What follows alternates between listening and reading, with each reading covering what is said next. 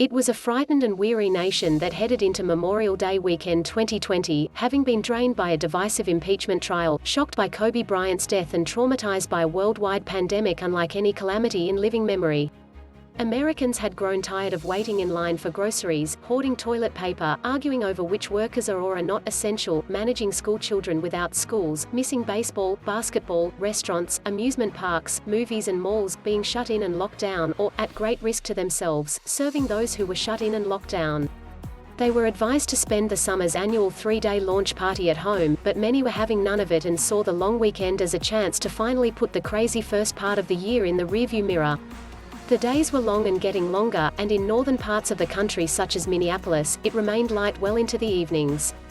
The sun was still in the sky shortly before 8 p.m. on May 25, Memorial Day, when George Floyd bought a pack of cigarettes at Cup Foods in the Powderhorn Park neighborhood, and a young store clerk who believed Floyd had used a fake $20 bill called 911. The sun was still up at 8:08 p. when Minneapolis Police Officers J. Kueng and Thomas Lane approached Floyd in his SUV. At 8:17 p. when officers Chauvin and Thao arrived, a few minutes later when Chauvin began to kneel on Floyd's neck, and through the next 9 minutes and 29 seconds, as Floyd pleaded that he couldn't breathe, called in agony for his mother, said he was dying and finally went limp and silent. The evening sunlight illuminated the images caught by 17-year-old Darnella Frazier on her cell phone and by the officers on their body-worn cameras. Many police leaders and criminal prosecutors, officials who are generally quick to condemn atrocities by civilians yet insistent on reserving judgment when the assailant is a law enforcement officer, were shocked and quick to label Chauvin's killing murder.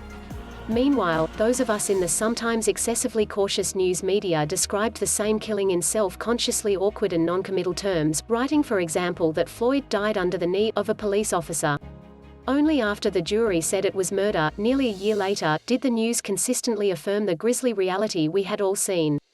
Reporters, editors and commentators also searched for a term to sum up the protests, the violence, the recriminations, the racial inequities, the questioning of police powers, the wider-than-ever use of words such as structural and institutional racism.